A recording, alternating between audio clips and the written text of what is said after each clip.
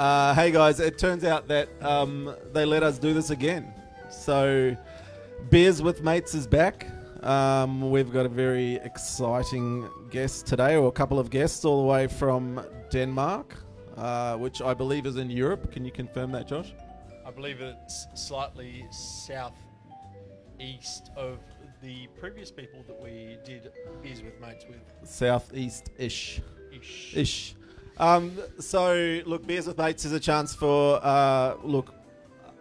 really just for us to be clowns and talk with our friends from the other side of the world. But it is also a continuation of our Beer Fest that we held last year, Mate Fest.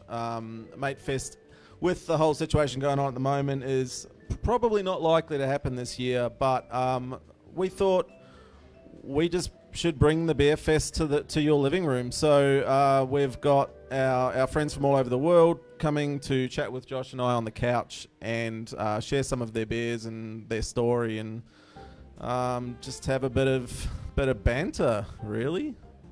Look, we love our mates. Yes, mates. We love you. You love our mates, so why don't we all just come together? It just makes so much sense. 100%.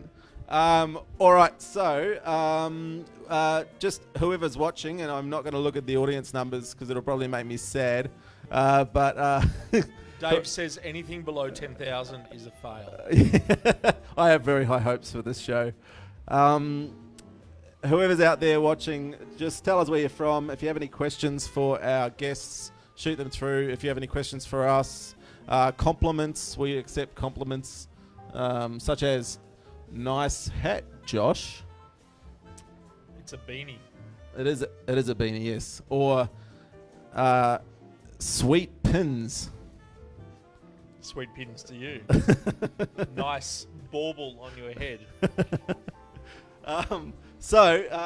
Yeah. if he can see up your pants, we can all see up your pants. That's how we get the audience numbers. Yeah. It's excels. So today's guest is, it's a brewery that I've been a fan of for a very long time, and I'm sure Josh... Very much. Yes. They were gypsy brewers for a very long time and have recently put down roots in a very small town not far out of Copenhagen in Denmark. I'm going to pronounce it wrong, but I'm going to try. I think... They were founded in 93 by James Maynard Keenan. They have one of the great prog, alternative rock, metal bands of our time. It's a great pleasure to introduce Tool. Hi guys. Hello guys. Hello. All right, so we have Rain and Nathan from All. Please correct me. I can tell you, but it's entertaining watching you say it again. We're just gonna call you Tool if that's all right. I actually looked up. I know you've got your new site Tool City, and I popped that into Google when I was looking up you guys before this. And there's also a hardware franchise not far from here called Tool City, where you can get all of your power tools, wrenches, and other such spanners, other such needs. So look, doing as well. The tools thanks. And tool. Sorry, I can't. So, Matt, slight technical. We can't quite issue. hear you, so we're just trying to. Okay. I'm sorry, Rain. Go on. Testing. Can you hear me? Yes. Marvelous. No, I had the same thing on social media, like doing the hashtags and things like this, and there's just like there's Tool, which is us, or two beers in Danish. Yeah. And then of course there's Tool, the band, and then there's actual tools. We're just all thrown into the same thing, and it's great. It's a really wonderful marketing strategy. And so, look, to the uninitiated who are watching tonight, tell us a little bit about Tuol and where you came from, and where you are now, and and what's going on. Yeah. So Tool started 9 years ago, 9.5 now, by two guys called Thor Günther and Tobias Jensen. And they were, it's basically connecting this one like beautiful holistic Danish picture, exactly the kind you'd want from a quaint land like Denmark. So they went to the free gymnasium, as it's called, like the free college. So it was a little more hippie and kind of socialist in its style. Like all the students, they vote on everything that should happen with the school, and they, you know, do a lot of discussions and things. And one day they voted on whether they should get a home brew kit in the kitchen. And not so surprisingly, every student universally agreed that they should absolutely get a home brew kit. At a school? Yeah, or like the age like 16 to 19. This so the kind sounds of not dissimilar to you as a teenager. Yeah, at our school, they let us set up a meth lab, and it was which they all voted on very democratically. yeah. Democracy works. Today's point, my lovely mum got us myself and my brother a homebrew kit when we were, I think, 13 and 16, because Really? you know, because the frugality and The craft. the craft. The craft was strong in the family. Yeah. Yeah, so they started from obviously a young age and creating and have being in like a, I guess, a creative and free environment, it sounds like. Exactly. It's nice. I think there's a lot of great things and great people to come out of that gymnasium. Like actually their physics teacher who helped them along, brewing and everything, is a guy called Miguel Biasu, or actually now known as Michela. Who we know very well. We know Michael. Hello, Miguel, if you're watching. Yeah. So yeah, and then they branched off, and then Joel carried on and made a name for themselves as well. And Tobias has since separated and gone his way, and then Tor's got the reins, and we've also got Morten Born now, who's primarily behind the cocktails and the distilling side of Tor. So it's it's really cool. It's really exciting to see how it's come along so far in terms of what they've been up to with each year. Like I think 2016, Bruce came along with the brew pub, and then 2019 is when we bought this place. So it's I was having a bit of look into it before we jumped on, and it just looks awesome. It's immense, isn't it? So you've essentially taken over a disused factory of some description, or multiple disused factories, and turned it into a bit of a collective of sorts of different type of producers. Is that right? I mean, it's one. Yeah, it was a like a food production place called Bouvet. So I mean, they would make everything from, you know, ketchups and ravioli. Yeah, ravioli and jams and Vinegar. and lots of preserved things. Like I think they've got too many products to list, but you know, them in itself, they had a massive property. So there is multiple buildings. Some are connected, but all in all, there's about 26 separate buildings. That's amazing. And how many producers do you have working out of there? I know there's a cider producer and a kombucha. Exactly, yeah. So they're actually over in the corner. They're basically in building number 1, which was the first one that was ever built on site. It's actually really beautiful, you know, in that perfect kind of old style. It's a really nice building. And I think even the owner, or at least the guy who used to manage the whole site, had an apartment on the top level of that building. Ablerov, the cider producers, and Lesk making kombucha. So they're in there. It's really cool to have those guys on site, you know, kind of in the same kind of vein, but not making beer as well. Ultimately there's going to be a ton of possibilities to work together with them. That's incredible. How long did it take to, you know, come from, I guess, an idea and a concept? Because it's been a 9.5 year journey for you guys. to take you to a point where you've got this amazing site, this amazing collective, this amazing brewery. It's I imagine it's been a pretty incredible journey. Yeah, for sure. And I think, like Rain said, it was when they were out looking, the main goal was trying to find a spot to do the cocktail production, because we at that time we were doing it at Bruce in the brew pub, and it just didn't really work well. It was very hard to schedule in, and it was just, I think it was a lot of that opportunity. It's just this thing came up, and that kind of got them thinking, well, let's just go all in. I think that was a big reason. If they hadn't have found the site, I mean, I don't know, maybe the idea would have been a little bit different, or because I think that's the thing. There's been hints all the way. Like, there's been ideas that have been in place early on, but for resources or for space or for whatever, insert time, money, manpower, weren't possible. So I think there's been a lot of ideas that have been brewing for a long time, but there's a cocktail place called Macropolis. It's a bar that Tor and Morton own together with Miguel.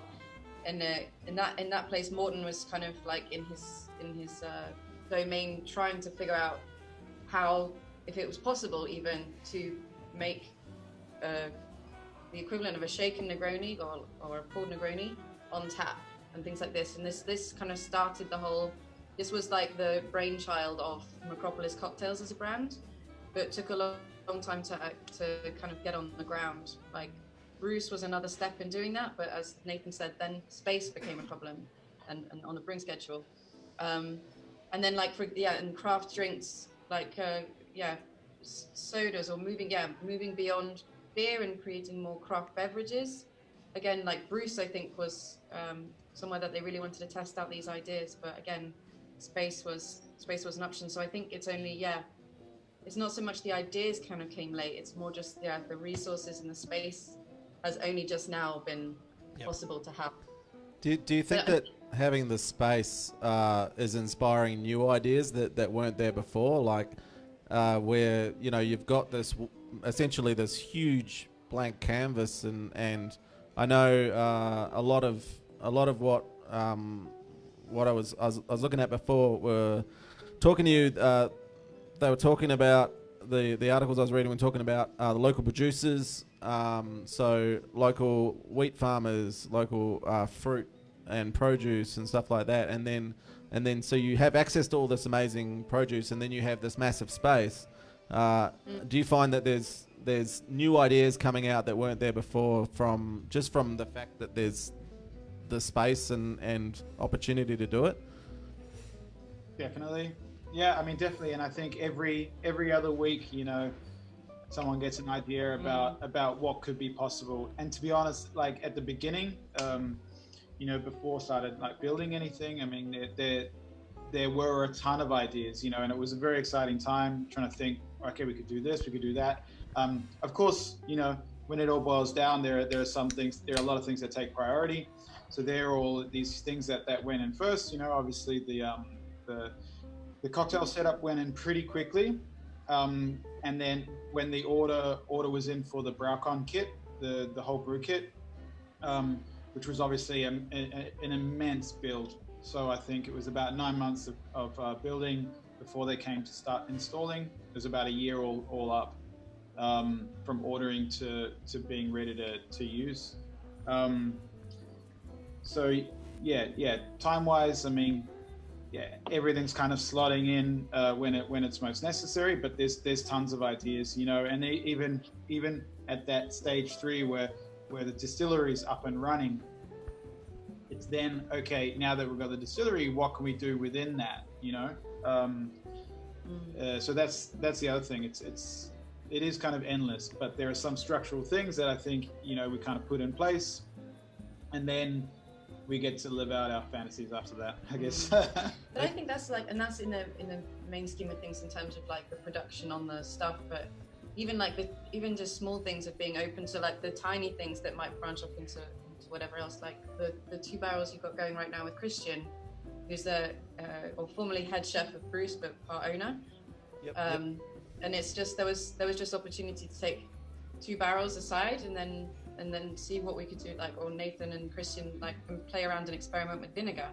Yeah. And that's not really on the schedule. It's not really on production. It's just something that they have the means to do so. You've got just people that are really interested in that stuff and can just mess around on the side. That's the thing, is there are whole portions of buildings or rooms sealed off that aren't going to be needed for the next 5 years or more. So it's really easy to do stuff where you don't have to worry about, cross contamination of things. That's what I'm saying. Like every little thing, that was already existed here from the old food factory. There's so many things that just allow us to do things that we always wanted. One of the big ones, of course, is big plus for us is not only all the massive steam generators that go all over, that supply steam to every single building, is within the tunnels. There's tunnels between all of the buildings that used to deliver obviously steam, and back in the day used to deliver liquid sugar. I think they had about 400 hectoliter tanks full of liquid sugar in one space. Liquid sugar. What do they say? Well, first you get the sugar, then you get the woman, the power, and then you get Dave. But that allows us now to send wort over to my building. For mixed fermentation beers. Or whatever, some stouts and things to go into spirit barrels. And just send it over amazing without to have any worry of infrastructure. I'll tell you what. If we found a tunnel underneath our beautiful site, I wouldn't go in it. A little bit scared of it. We have a bizarre dungeon dug under the building next door that we plan to put some barrels in at some stage, but so dungeons is fine, but you draw the line at tunnels. It's got a certain seediness to it, the dungeon. There's something not quite right. If they used to be sugar tunnels, then tunnels. I'd go on it, but sugar wasn't that your nickname in high school, Sugar Tunnels? Primary school, Dave. Primary school. So what are you going to use that space for? Do you have an idea yet? The dungeon. The dungeon is it's an amazing space, and it's a space that wasn't kind of initially part of the lease for this site that we got here at Moondog World, but it's part of the site next door, and we're lucky enough that it's the same owner of the site. So we managed to negotiate it into it.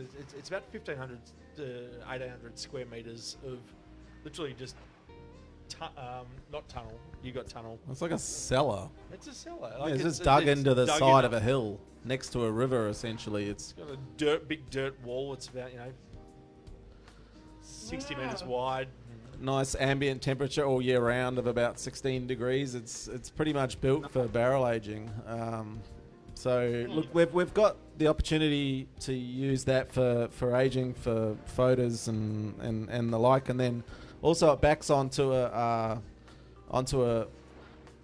lovely river, gorgeous flowing brook. Creek. Occasionally it turns purple when people drop certain chemicals into it upstream. But, there's a lot of factories that back onto it, but the actual microorganisms in the air around here are pretty useful. There are other breweries in the area that are using that are doing open ferments and spontaneous ferments just by opening up their brewery doors, and we essentially back right onto this space that is essentially like a green belt with a river running through it, and we've got a lot of opportunity to mess with things there, and also some plans drawn up for cool ships and that sort of thing if a pandemic hadn't have hit and it's almost gone, isn't it? Yeah, it's over. Yeah, we're here. We're sitting on a couch in a pub that is open legally, drinking legally in a pub, which is a real step up. So speaking of drinking, I managed to find some of your beers, which I'm very happy about. I actually didn't have to search too far, which means that whoever is selling your beer and bringing it in is doing their job. Well, based on the label here, they are quite experienced. They experienced in doing it. So we've got a couple of beers, and look, I'm drinking an Old Bay, which is absolutely delicious, but I cannot wait to hook into these. So we do have a couple here. I wrote them here so I didn't have to look at the cans. We've got World Domination IPA, Haze Craze IPA, and Sir Tedden, yeah. Which is a dry hopped Berliner Weiss with raspberries. What do you reckon we should try first? Because good question. Well, you had Svinninge, you had Well Done, and you had the Haze Craze. I would say, yeah, Haze Craze. That's our final answer. What's KR? Is that Krona? Krona? Yeah. It's very. On the can? So one pant is costing 1 krona. It's very cheap pants, isn't it? Obviously something that I could do with. They're very small people. we'll be here all night. Most of our viewers won't be. They're slowly peeling off. It's all right. Oh, wow. Wow. On behalf of Nathan, the designated driver, I will be opening a Goes to Hollywood. This one. This nice little beauty. Cheers. This is. Cheers. I have had that Goes to Hollywood before. It's delicious. Was that a citrus ghost, or is it? Oh my god, that's delicious. Absolutely gorgeous. What's in it? Hops. Haze Craze, right? Yeah, Haze Craze. So Citra Mosaic, Citra in hot side and cold side, and Mosaic dry hopped. And stunning beer. It's really incredibly light, but without being like all of the hops are there, but it's not like It's incredibly light without being incredibly heavy. Is that what you're saying, Dave? it's the essence of wetness. Which is the essence of moisture. I think Josh is trying to tell me I'm being a beer wanker and I should shut up. I wasn't. But It's delicious. That's all you need to know at home. And for anyone who is watching, you can, I think, the place that I got these from, McCoppin's in Fitzroy, which is a big supporter of ours and obviously a supporter of you guys. Pop down and grab yourself some. There were definitely some on the shelves when I was down there today, but they are obviously running out because I'm going to get some more. as will I. Yeah. And they're fresh, Really, and really they're delicious. and they're bravo. So, speaking of the apocalypse and COVID and all that kind of stuff, what have you guys been doing? Have you had to change what you're doing as far as a business? Have you had to? Have you found new ways of getting the beer out to people, or anything like that? Well, I think actually we've both got. So we've like Nathan's been on the ground in Svinninge most of the time, so he's much more clued in terms of like the production schedule, switching around in terms of like the foreseeable future, for example. And then I've been working. I've been one of the people that got to lay in the sun for a few months and do my part for the company in that sense. Lovely. That would be so nice. We call that pivoting. Pivoting as a business. Pivot. But and then I've been more into seeing the online sales and things like that, and our beer club subscribers, for example, going through the roof. So it's I think I don't know. Do you want to? Nate, do you want to say? Yeah, more about there wasn't that much of a change. I mean, production went down a bit, and most of the production and packaging crew just went down to about 3 days. We're really lucky over here where I don't know what happened in other countries, but yeah, Denmark really supported all the businesses and paid, paid most of the wage. Yeah, that's great. For people to have people to stay home. So we all went, but obviously we need to keep everything going. So yeah, so a lot of people just got cut back, got to at least spend a day in the sun and get paid for it. And then it hasn't taken long. I mean, it's only just gone back this week to everyone on full time. Yeah. And it's really busy. Busy's good. Yeah, so Busy is good. Just quickly on the sun. Is it sunny? We see it twice a year. Is it sunny and warm in Denmark? Yeah, apparently so. This was maybe like a small blessing. It was like it's been surprisingly warm. It's getting warm. And do you know what? I think this is it. Like, because 8 months of the year are so kind of cloudy, overcast, cold, rainy, blah blah blah. But the summer's really come through, and in somewhere like Denmark, it's flat. There's like water everywhere, like whether it's the lakes or the beach or something.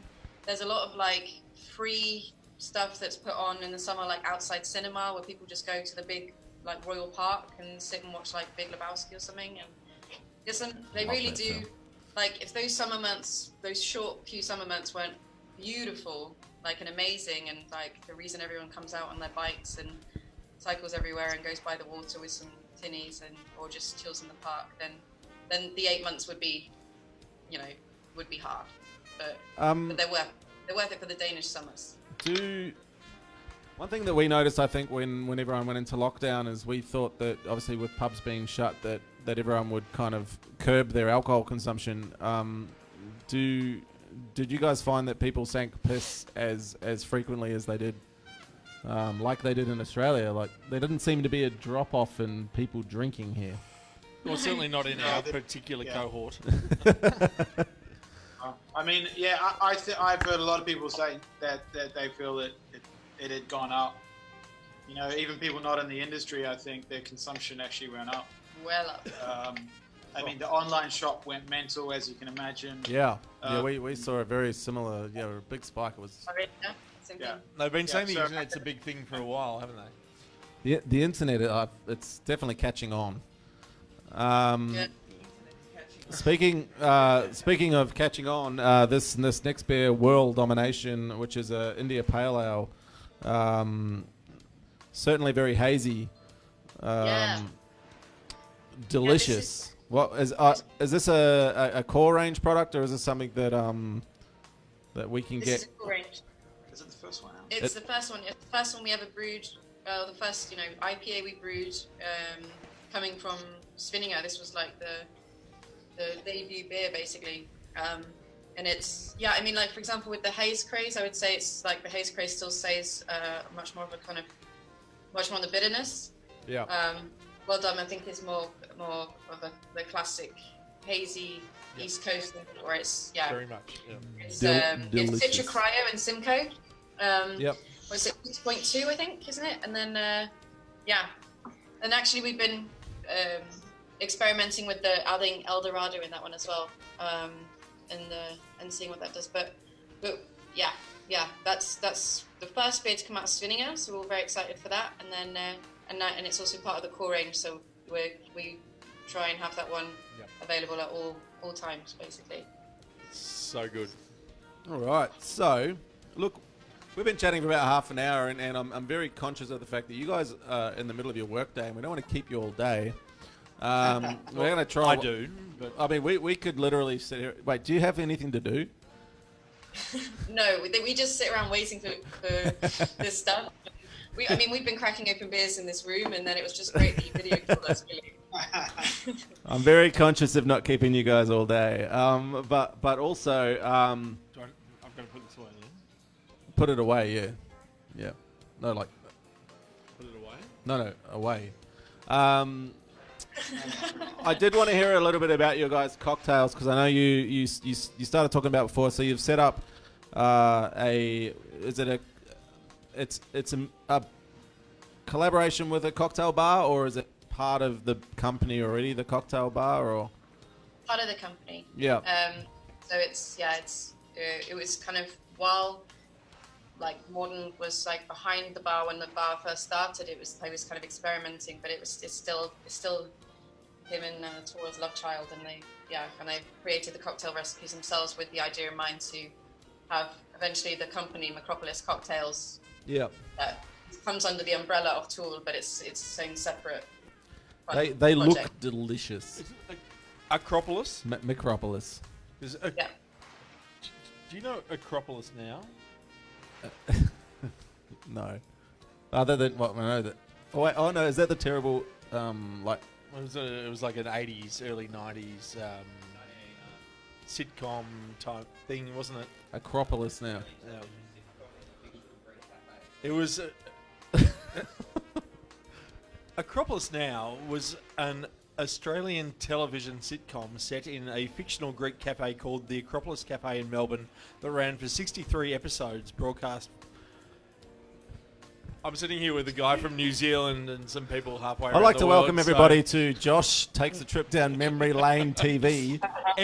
Effie was the lead character in that from memory. I'm sure.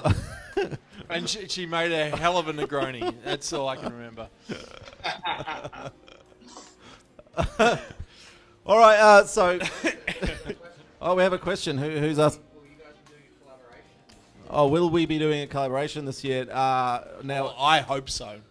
it's certainly in talks at the moment, I believe. I know Nathan, you had some pretty cool ideas, and we're very open to it. You know, we've both got big shiny new breweries to give a run, so And we both have breweries that have got two O's next to each other. we do have that in common. Muor. Muon How would dog. you pronounce if it was M-O umlaut dash apostrophe hyphen / Isn't that the name of Elon Musk's kid?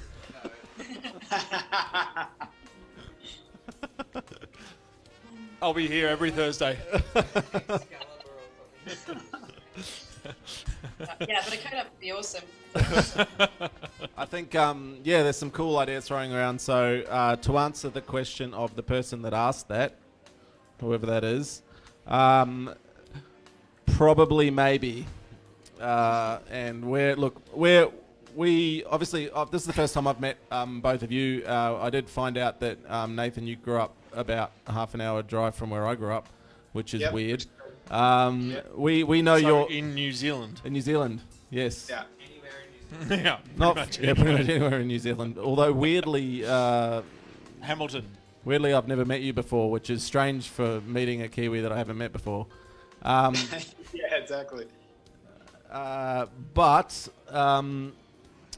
Look, we like I said, we've just met you guys, but we have spent a lot of time with your North American sales rep, Brandon, in Denver. Yeah. Who hired him? No, it wasn't you, wasn't me. It's neither of you guys. That's great. We've had some very good times with him. He's great, and Emil, the international rock star that he is. He has seen us at our best and blessed. Best. So, look, we'll probably wrap it up because, like I said, we don't want to keep you here all night. We are drinking before we go without necessarily having to talk about it. The dry hop Berliner Weiss with raspberries, which is delicious, by the way. We do have a few quick fire questions for you guys before you go, just to get everyone to get to know you a little bit more. So, quick fire, hazy or clear? Clear. That's clear. That's not what I expected. It's pretty clear. Yeah, it's pretty good. Lactose or no lactose? No lactose. Yeah, good answer. Dark or pale?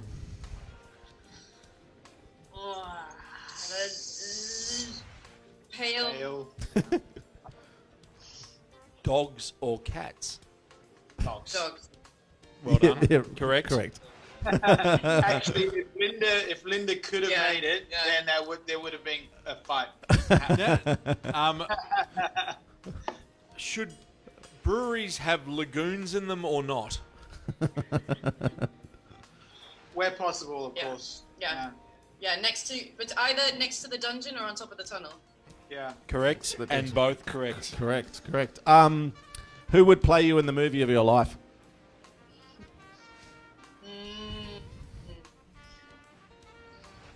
I'm really putting you on the spot here. Yeah. Not you. You don't have to answer that. Who would watch the movie of your life? Gillian Anderson. Yeah, I'm drawing a blank on that one. Gillian Anderson can play Nathan as well. Awesome. Well, look, guys, thanks for putting up with us for a grand total of. Oh, it's been long enough, I think. We could just sit here and make stupid jokes and references to 80s sitcoms in Australia. Which is exactly what we're going to do when the camera turns exactly off. what we would do. So, but we will spare you and let you guys get back to your work. Thank you so much for humouring us and taking time out to chat to us. It's been real fun. Thank you so much. It's been great. We look forward to talking more about potential collaborations. And also, just for everyone else watching, next week we have our good friends from Heart of Darkness in Vietnam visiting us on the show. People that we've known for a very long time, and also people that we've collaborated with recently. So come back, listen to us talk, and make them feel uncomfortable. Hey, thank you so much for... What an uncomfortable way to finish. Much appreciated. Thank you so much, guys. See you later, guys. See you soon. Cheers.